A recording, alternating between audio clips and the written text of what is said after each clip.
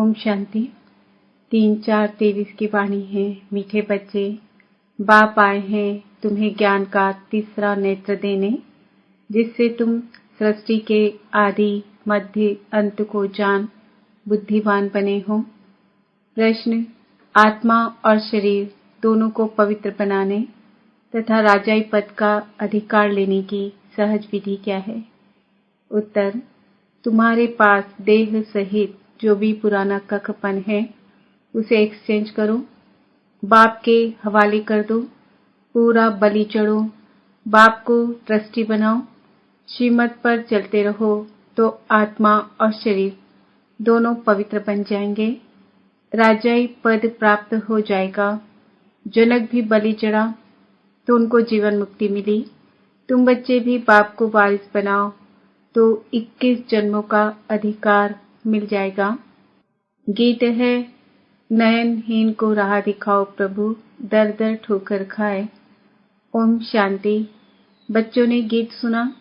यह भक्त भगवान को पुकारते हैं। भगवान को पूरा न जानने के कारण मनुष्य कितना दुखी है, कितना माथा मारते रहते हैं। भक्ति मार्ग में सिर्फ इस जन्म की बात नहीं, जब से भक्ति मार्ग शुरू हुआ है तब से धक्के खाते रहते हैं। भारत में ही पूज्य देवी देवताओं का राज्य था, जिसको स्वर्ग सचखंड कहा जाता था। अब भारत झूठखंड है। भारत की महिमा बड़ी जबरदस्त है, क्योंकि भारत परमपिता परमात्मा का बर्थ प्लेस है। उसका असुर नाम शिव ही है। शिव जयंती मनाते हैं। रुद्र व सोमनाथ जयंती नहीं कहा जाता है। शिव जयंती व शिवरात्रि कहा जाता है। अब सभी नयनहीन बुद्धिहीन हैं, क्योंकि सब में 5 विकार प्रवेश हैं। रावण ने नयनहीन और बुद्धिहीन बनाया है। एक दो को दुख देते रहते हैं। भारत जब स्वर्ग था तो दुख का नाम नहीं था।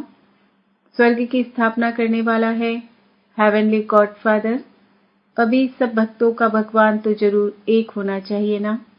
सभी नयनहीन हैं, अर्थात ज्ञान के चक्षु व डिवाइन इनसाइट नहीं है। भगवान वाच, मैं तुमको राजयोग सिखाता हूँ। श्रीमद् भगवद गीता है मुख्य। श्री अर्थात श्रेष्ठ मत से अब तुमको बुद्धिमान बनाया जाता है। दिव्य चक्षु अर्थात ज्ञान का तीसरा नेत्र देते हैं। वास्तव में ज्ञान का तीसरा नेत्र तुम ब्राह्मणों को मिलता है, जिससे तुम बाप को और बाप की रचना के आदि मध्य अंत को जान जाते हो। इस समय सर्वव्यापी है देह अहंकार व 5 विकार, इसलिए सभी घोर अंधियारे में हैं। तुम बच्चों के पास रोशनी है। तुम्हारी आत्मा सारे वर्ल्ड की हिस्ट्री ज्योग्राफी को जान गई है। आगे तुम सब अज्ञान में थे। ज्ञान अंजन सदगुरु दिया, अज्ञान अंधेर विनाश। जो पूज्य थे वही फिर पुजारी बन पड़े हैं। पूज्य है रोशनी में, पुजारी है अंधेरे में। परमात्मा को आप ही पूज्य, आप ही पुजारी नहीं कह सकते। वह तो है ही परम पूज्य, सबको पूज्य बनाने वाला। उनको कहा जाता है परम पूज्य परम पिता परमात्मा। कृष्ण को थोड़े ही ऐसे कहेंगे, उनको सब गॉडफादर नहीं कहेंगे। निराकार गॉड को ही सब गॉडफादर कहते हैं।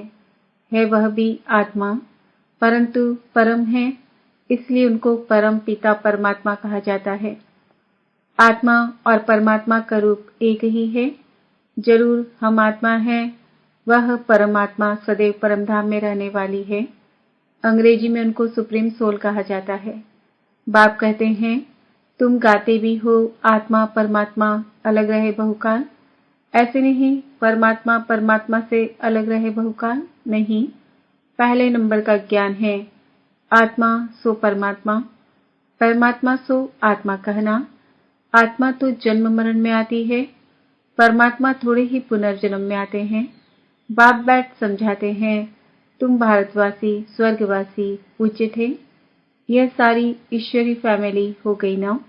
अच्छा, भला ये तो बताओ, तुम माता पिता किसको कहते हो? यह कौन कहते हैं? आत्मा कहती है, तुम माता पिता हम बालक तेरे, तुम्हारी कृपा से स्वर्ग के सुख घनेरे। तुम माता पिता आकर स्वर्ग की स्थापना करते हो तो हम आपके बच्चे बनते हैं।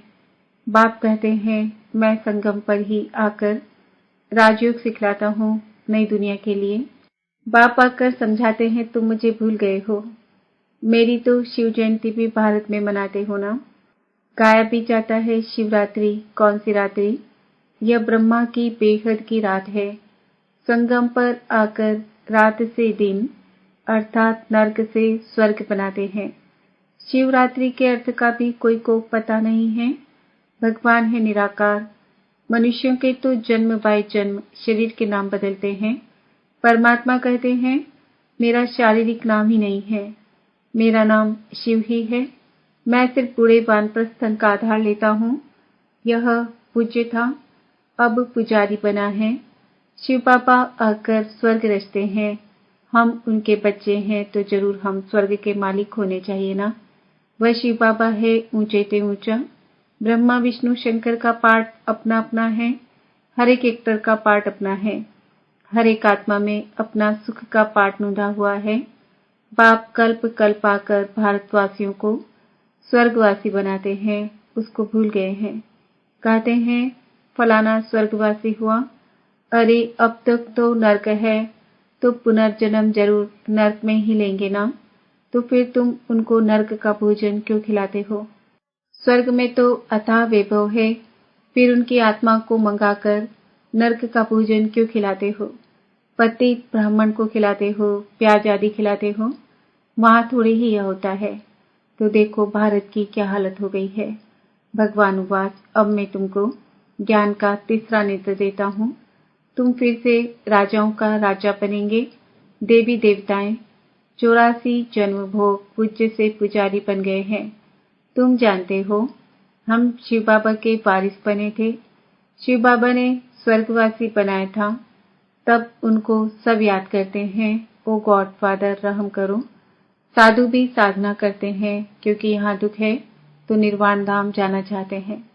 आत्मा परमात्मा में लीन तो होती नहीं, यह समझना भूल है।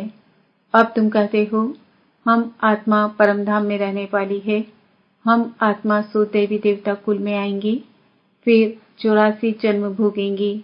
हम सो आत्मा फिर देवी कुल क्षत्रिय कुल से वैश्य शूद्र कुल्य में आएंगे। शिव बाबा जन्म मरण में नहीं आते, सिर्फ आकर भारत को स्वर्ग बनाते हैं। गाया भी जाता है सतयुग में सूर्यवंशी श्री लक्ष्मी नारायण की डिनास्टी थी। जैसे क्रिश्चियन घराने में Edward the first, Edward the second, third चलता है, वैसे ही वहां भी Lakshmi Narayan the first, Lakshmi Narayan the second, third, ऐसे 8 डिनास्टी चलती है।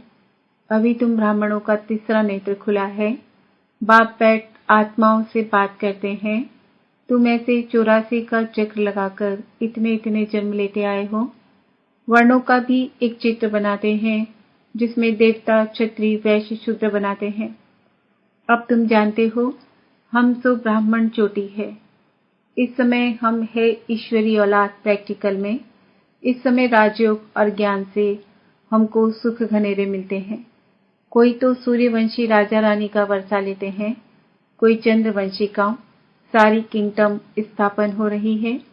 हर एक अपने पुरुषार्थ से वह पद पाएंगे। कोई अगर पूछे कि अभी पढ़ते पढ़ते हमारा शरीर छूट जाए तो क्या पद मिलेगा, तो बाबा बतला सकते हैं योग से ही आयु बढ़ती है, विकर्म विनाश होते हैं। और कोई उपाय पतित से पावन बनने का है नहीं। पतित पावन कहने से ही भगवान याद आता है। भगवान है कौन यह नहीं जानते। बाप कहते हैं मैं आता ही भारत में हूँ, यह मेरा बर्थ प्लेस है। सोमनाथ का मंदिर कितना आलीशान था, यह बाप ही बच्चों को समझाते हैं, जिसके फिर बाद में शास्त्र बनते हैं। भक्ति मार्ग में ही यह यादगार बनना शुरू होते हैं। जब पुजारी बनते हैं तो पहले पहले सोमनाथ का मंदिर बनाते हैं। भारत तो सत्युग त्रेता में बहुत साहूकार था, मंदिरों में अथाह धन था, भारत हीरे तुल्य था। अब तो कंगाल कौड़ी तुल्य है। फिर बाप आकर भारत को हीरे तुल्य बनाते हैं। सारा झाड़ जड़ जड़ीभूत अवस्था को पाया हुआ है। बाप कहते हैं अपनी शक्ल तो देखो, लक्ष्मी नारायण को वरने लायक हो। नारद की कहानी है ना, पतित आत्मा पवित्र लक्ष्मी अथवा नारायण को कैसे वर सकेगी। विकार में गए तो फिर पासपोर्ट कैंसिल हो जाता है। अपने आप को देखा जाता है कि हम ऐसा पुरुषार्थ करते हैं जो बाबा मम्मा के गद्दी नशीन बन सके। यह है ही पतित दुनिया, पवित्रता है मुख्य। अब तो no health, no wealth, no happiness. यह रुन्नी पानी मिसल राज्य है। इस पर भी दुर्योधन की कहानी शास्त्रों में है। दुर्योधन विकारी को कहा जाता है। द्रौपदी कहती है हमारी लाज रखो। यह द्रौपदियां है ना, बाप कितना अच्छी रीति समझाते हैं। जितना बुद्धि योग पूरा लगा हुआ होगा तो धारणा भी होगी। नॉलेज ब्रह्मचर्य में ही पड़ी जाती है। बाप कहते हैं ग्रस्त व्यवहार में रहते कमल फूल समान रहना है, दोनों तरफ निभाना है। मरना भी जरूर है। मरने समय मनुष्यों को मंत्र देते हैं। बाप कहते हैं तुम सब मरने वाले हो, मैं कालों का काल सबको वापस ले जाने वाला हूँ। तो खुशी होनी चाहिए ना। फिर जो अच्छी रीति पढ़ेंगे वह स्वर्ग के मालिक बनेंगे, नहीं पढ़ेंगे तो प्रजापत पाएंगे। यहाँ तुम आए हो राज्य पद पाने। यह पढ़ाई है, इसमें अंधश्रद्धा की बात नहीं। यह पढ़ाई है राजाई के लिए। जैसे उस पढ़ाई की एम ऑब्जेक्ट है। बैरिस्टर बनेगा तो योग जरूर पढ़ाने वाले टीचर से रखना पड़े। यहाँ तुमको भगवान पढ़ाते हैं तो उनसे योग लगाना है। बाप कहते हैं मैं परमधाम बहुत दूर दूर से आता हूँ। परमधाम कितना ऊंचे, सूक्ष्म वतन से भी ऊंचे। वहां से आने में मुझे 1 सेकंड लगता है।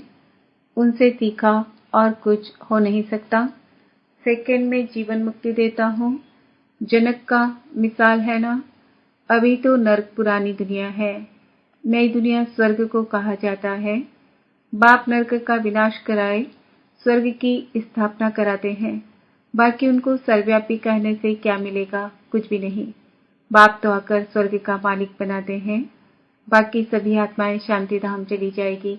आत्मा अमर है, उसको पाठ भी अमर मिला हुआ है। फिर आत्मा छोटी बड़ी कैसे हो सकती। आत्मा है ही स्टार, बड़ी छोटी हो न सके।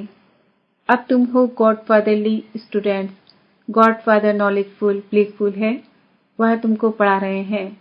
तुम जानते हो इस पढ़ाई से हम सो देवी देवता बनेंगे। तुम भारत की सेवा कर रहे हो। पहले पहले तो बाप का बनना है।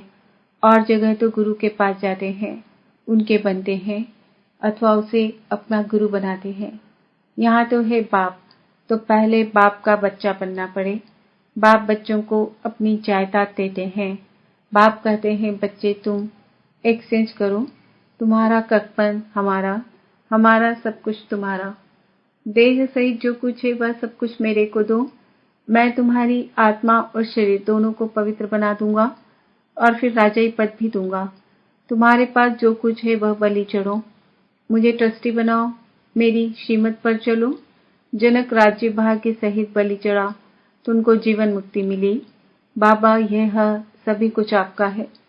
बाबा कहते हैं मुझे वारिस बनाओ। मैं 21 जन्म तुमको वारिस बनाता हूँ।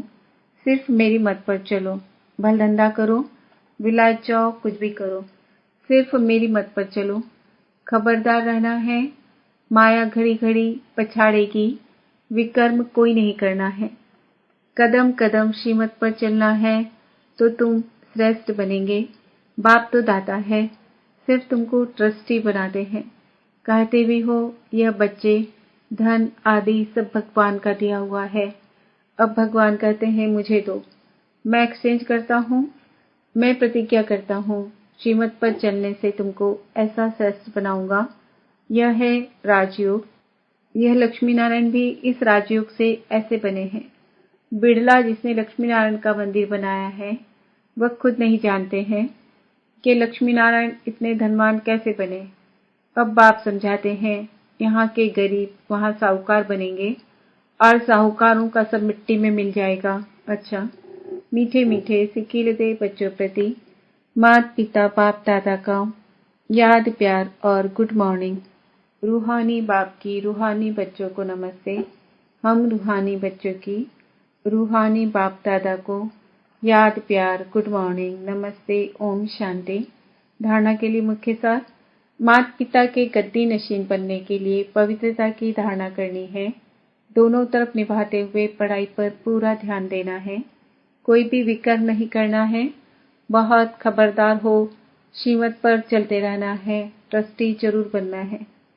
वरदान है, अपने मस्तक बीच सदा बाप की स्मृति मर्ज रखने वाले मस्तक मणि भव। मस्तक मणि अर्थात जिसके मस्तक में सदा बाप की याद रहे, इसी को ही ऊंची स्टेज कहा जाता है। अपने को सदा ऐसी ऊंची स्टेज पर स्थित रहने वाली श्रेष्ठ आत्मा समझ आगे बढ़ते रहो। जो इस ऊंची स्टेज पर रहते हैं वह नीचे की अनेक प्रकार की बातों को सहज पार कर लेते हैं। समस्याएं नीचे रह जाती है और स्वयं ऊपर हो जाते। मस्तक मणि का स्थान ही ऊंचा मस्तक है, इससे नीचे नहीं आना, सदा ऊपर रहो। स्लोगन, बेफिक्र बादशाह की स्थिति का अनुभव करना है तो मेरे को तेरे में परिवर्तन कर दो। आज का सम्मान है, मैं श्रेष्ठ